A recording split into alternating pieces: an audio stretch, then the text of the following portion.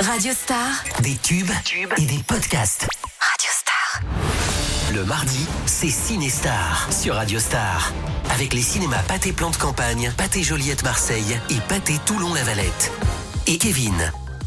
Bienvenue sur Radio Star, mardi soir oblige, veille de sortie ciné. On retrouve notre spécialiste Kevin pour Ciné-Star. Salut Kevin. Salut Émilie, comment tu vas ? Très bien, et toi ? Ouais, en pleine forme, avec plein de bons films cette semaine encore dont je vais vous parler. Et oui, tu vas nous en présenter deux aujourd'hui, puis évidemment tout à l'heure on aura ton coup de cœur. Dans le premier film dont tu vas nous parler, on parle d'une histoire d'amour incroyable d'un homme lourdement handicapé. Et oui, ça s'appelle Pour le meilleur. Ça retrace l'histoire de Philippe Croizon, qui est un homme qu'on connaît bien maintenant, parce que il a réalisé beaucoup d'exploits. C'est cet homme privé de ses 4 membres et sa femme qui est devenue le carburant de ses rêves et son rêve qui était de traverser la Manche à la nage. On écoute un extrait de la bande-annonce. Merci beaucoup pour votre invitation. Juste une petite précision sur mon physique. Je suis handicapé. Moi, je suis portugaise. Oh mon Dieu, ma pauvre. Moi qui me plains de mon petit handicap de rien du tout. Il s'appelle Philippe et il me fait rire. Ta vie est pas déjà assez compliquée comme ça? Alors en 1994, la vie de ce jeune ouvrier métallo de 26 ans a totalement basculé alors qu'il tentait de démonter l'antenne de sa télévision accrochée à la cheminée de sa maison. Ce jour-là, il a reçu 3 décharges de 20 000 volts et est resté 2 mois dans le coma à la suite de son accident. À son réveil, il avait été amputé de ses 4 membres et c'est une histoire évidemment tragique mais profondément humaine qui est relatée ici au travers de l'athlète Pierre Rabin. Donc ce n'est pas Philippe Croizon qui joue son propre rôle, c'est l'athlète Pierre Rabin qui pratique la natation handisport à haut niveau. C'est une première pour lui, puisqu'il n'est pas habitué des plateaux de tournage. Et ce casting est complété par de nombreux acteurs connus comme Sandrine Bonner, Corinne Maziero, Pierre Deladonchamp ou encore Zinedine Soilène, qui sont tous des acteurs que l'on a pu apercevoir dans beaucoup de films en France. De la réalisatrice Marie Castille mention Char, qui a déjà été à l'œuvre de l'excellent film Divertimento sorti en 2023. Pour le meilleur est un feel-good movie qui ne dit pas son nom et qui est à découvrir en salle cette semaine au cinéma. En tout cas, ça a l'air d'être une histoire touchante qui laisse de l'espoir. Kevin, maintenant tu vas nous parler d'un biopic et pas de n'importe qui, d'une légende de la musique. Exactement, ça s'appelle Michael, tout simplement, le biopic de la légende du king de la pop, Michael Jackson. On écoute un extrait de la bande-annonce. Tu es magnifique. Tu es le plus grand artiste de tous les temps. Il faut que je vous explique un truc. Dans la vie, soit on est un gagnant, soit on est un perdant. Vous avez envie de travailler à l'usine comme moi toute votre vie ? Non, monsieur. Ouais, moi j'en ai aucune envie. Vous êtes prêts à vous battre ? Oui, monsieur. Plus fort, j'ai rien entendu. Vous êtes prêts à vous battre ? Oui, monsieur. Alors, après de nombreuses années de production douloureuse, le biopic du roi de la pop, largement remanié, est prêt à rencontrer ses fans au cinéma. Lui, c'est Jafar Jackson, son propre neveu, qui interprète donc son oncle, Michael Jackson. Il faudrait sans doute plus qu'un portrait glorifié pour redorer l'image de la star qui a été largement abîmée par des accusations répétées de pédocriminalité récemment. Et en fait, un tiers du film consacré précisément à ses ennuis judiciaires a été complètement supprimé parce que les avocats se sont rendus compte de l'existence d'une clause dans l'accord conclu avec le premier adolescent à avoir porté plainte contre le chanteur en 1993 qui interdisait toute représentation ou mention de ce dernier dans un film. Et pourtant, malgré toutes ces polémiques, la sortie de ce blockbuster qui a coûté 200 millions de dollars est un événement.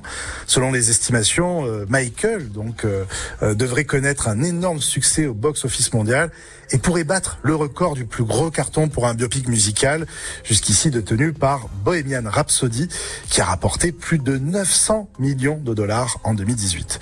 Donc l'objectif, c'est de taper le milliard avec ce film. Michael, qui retrace donc les débuts débuts de l'artiste avec les Jackson 5, puis en tant que star montante. Alors si ce film est un succès, eh bien la production se prête déjà à imaginer la partie 2 qui pourrait retracer la suite de sa carrière. Verdict en salle cette semaine au cinéma pour évidemment chanter, danser sur les plus grands tubes de l'artiste. Et moi je pense que ça va faire un carton parce qu'en plus la sortie a été repoussée plein de fois, donc les fans ils vont être comme des fous là.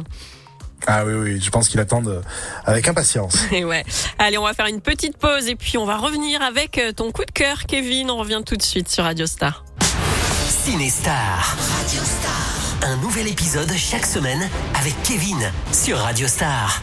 On est de retour sur Radio Star pour Cinestar avec Kevin, notre spécialiste ciné. Alors Kevin, tu vas nous dévoiler tout d'abord, pas tout de suite, pourquoi tout d'abord, ton coup de cœur dans ce film. C'est une histoire d'amour. On peut dire ça, hein, c'est un homme qui ne s'est pas remis de sa rupture et qui finalement s'est mis en couple avec, on va dire, une personne peu embêtante. Oui, tout à fait. Ça s'appelle La Poupée et donc, comme tu l'as dit, il s'est mis en couple avec une poupée. C'est peut-être plus simple. Hein. Alors, c'est un véritable phénomène qui arrive du Japon. Il y a des gens qui aujourd'hui se marient avec des poupées, avec même des hologrammes. Donc voilà, ce film aborde un petit peu ça, mais évidemment sur le ton comique. Et on apprend que cette poupée, prend vie mystérieusement le jour où la nouvelle collègue de cet homme sans histoire arrive dans son entreprise. On écoute un extrait de la bande-annonce. Elle rentre dans l'ascenseur comme ça, elle me dit dis donc, ça serait top qu'on aille faire du parapente ce week-end avec ta femme. Non mais hola. Elle fait quoi, Audrey, dans la vie, Rémi? Comme. En fait, nos 6 mois, je vais lui préparer une blanquette.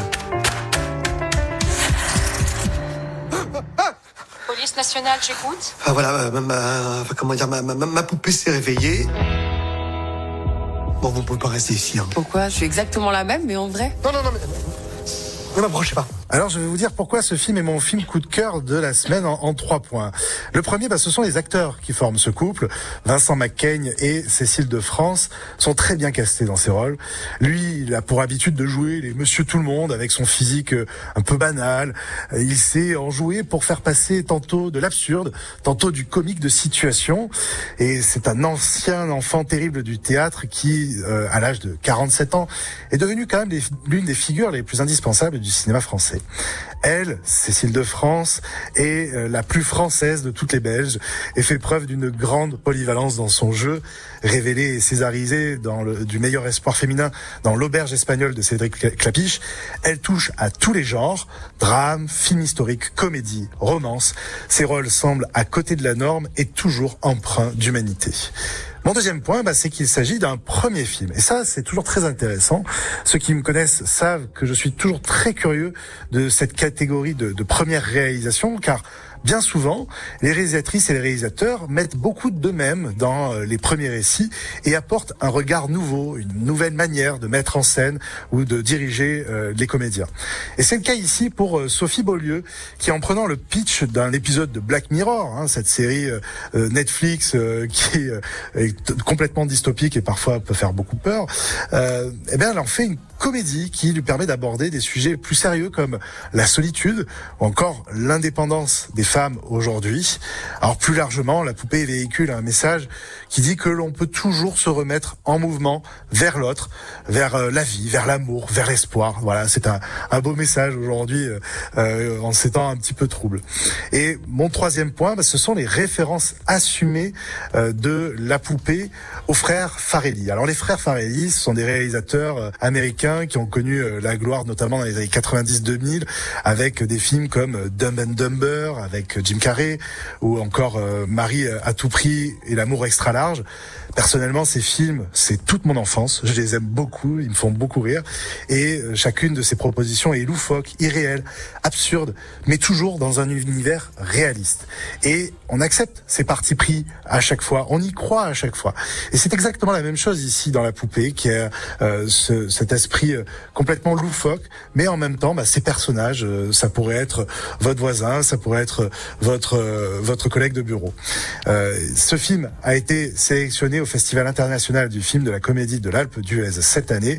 La Poupée, donc, avec Vincent Macaigne et Cécile de France, c'est cette semaine au cinéma. Mais j'ai l'impression qu'il y a que des bons films en ce moment. Ah, bah, ça fait plaisir de t'entendre dire ça. Oui, ou alors c'est toi qui nous les présente bien, qui nous les vend bien, Kevin. Bah écoute, j'espère vous donner envie en tout cas d'aller les découvrir en salle avec nos partenaires, Pâté Plan de Campagne et Pâté Joliette. Voilà, ces films sont à l'affiche du matin jusqu'au soir de 7 jours sur 7. Merci Kevin, passe une belle soirée. Belle soirée à toi aussi, à bientôt. Et on se retrouve mardi prochain pour un nouveau Cinestar. Bisous, à bientôt sur Radio Star. C'est Cinestar sur Radio Star. Avec les cinémas Pâté Plan de Campagne et Joliette à Marseille. Radio Star.